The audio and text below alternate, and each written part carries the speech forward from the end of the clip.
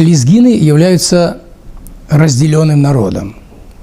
Не вдаваясь в историю этого вопроса, не ища в истории виновников того, что произошло, но это так. Пока мы жили в рамках общей страны Советского Союза, эта проблема тоже всегда трогала лезгин, но тем не менее серьезного социально-культурного, духовного значения это не имело. Но с некоторых пор, как известно, мы живем в двух разных государствах. Часть лезгин живет в России, часть живет в Азербайджане. И вот последние сигналы, когда мы слышим, что Габалинскую РЛС фактически Россия отказалась, то есть существенное разногласия возможны в будущем между двумя государствами. Все это настораживает, все это ударяет по сердцу лезгин, и в этом плане вступление на международную арену как полноправный член непредставленных народов открывает перед нами очень большие возможности. Да, очень легко представить себе, что это какие-то политические действия нашей организации в целях, так сказать, дальнейшего объединения и так далее. Национально-культурная автономия этими вопросами не занимается и не должна заниматься. Мы уважаем политический статус-кво, мы уважаем Азербайджанскую республику, уважаем Российскую Федерацию и не считаем, что какие-то враждебные, какие-то агрессивные формы воздействия на этот процесс имеют смысл. Я лично так не считаю. Но вместе с тем мы боремся за право лезгин на территории Азербайджана совершенно свободно пользоваться своими этнокультурными достижениями. Помнить и изучать и передавать новому поколению свой язык, свою духовную культуру, музыку, литературу. К сожалению, руководство Азербайджана выбрало другой путь консолидации нации.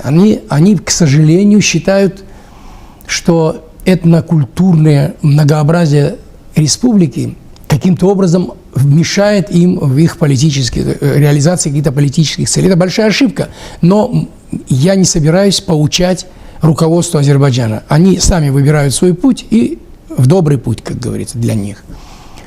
Но защита прав, этнических прав народов является не только ценностью для лезгин, но это международная ценность. Это общечеловеческая ценность. И мы тем самым будем способствовать именно вот тому, чтобы международные общечеловеческие ценности в конце концов были приняты и азербайджанской стороной, и российской стороной, хотя здесь, конечно, проблем намного меньше, но тоже проблемы есть. Вот эту работу мы будем выполнять. Надеюсь, у нас, по крайней мере, увеличатся возможности для решения этих вопросов. Я надеюсь, что организация непредставленных народов служит именно тем целям, о которых я сказал.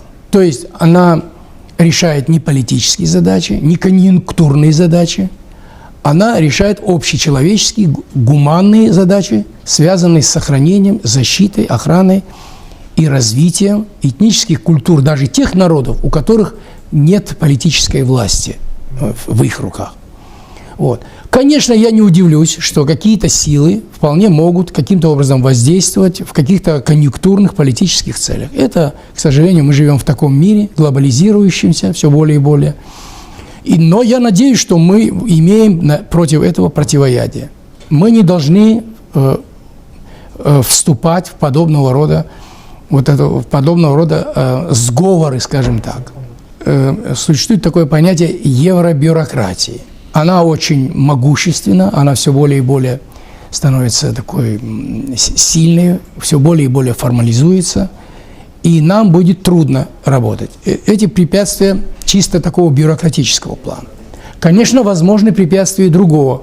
Опять же, когда наша деятельность на международной арене приобретет для кого-то политический смысл, мы можем столкнуться с другого рода препятствиями, и можем случайно или как-то по неосторожности или по наивности оказаться орудием в руках каких-то политических сил. Но это, опять же, будет зависеть исключительно от нас самих. Мы должны этому противиться в силу наших способностей, ума и опыта.